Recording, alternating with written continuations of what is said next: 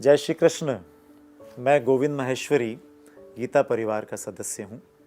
बच्चों, आपके मन में अनेक प्रश्न और जिज्ञासाएं आती रहती हैं। उसी श्रृंखला में मैं आपसे इन जिज्ञासाओं और प्रश्नों के संदर्भ में बात करूँगा।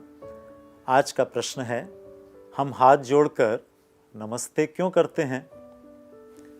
नमस्ते दोस्तों। आपने देखा, मैंने दोनों हाथ जोड़कर आपका अभिवादन किया। आप बताइए कि आप अपने दोस्तों से कैसे मिलते हैं? शेक हैंड करके, गले लगकर? लेकिन क्या ऐसा करना ठीक है?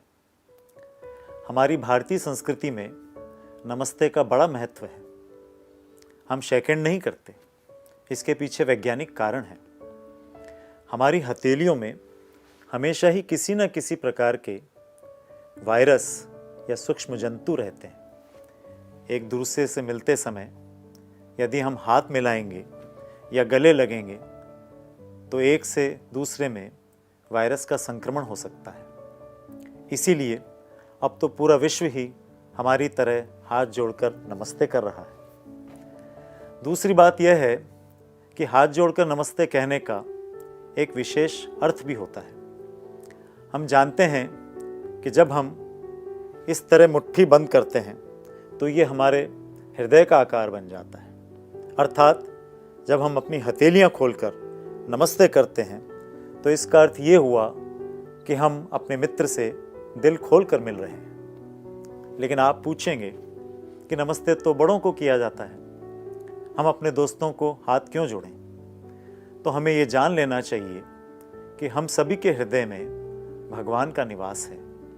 जैसे हमारे हृदय में श्री कृष्ण हैं, वैसे ही हमारे मित्र के भी हृदय में हैं। तो जब हम अपने मित्र को नमस्कार करते हैं तब हम अपने मित्र के हृदय में स्थित भगवान को प्रणाम करते हैं। दोनों हाथों को मिलाने से अर्थ है एक हो जाने का, जहाँ पसंद और नापसंद, विश्वास और अविश्वास सब खत्म होकर एकाकार हो जाता है।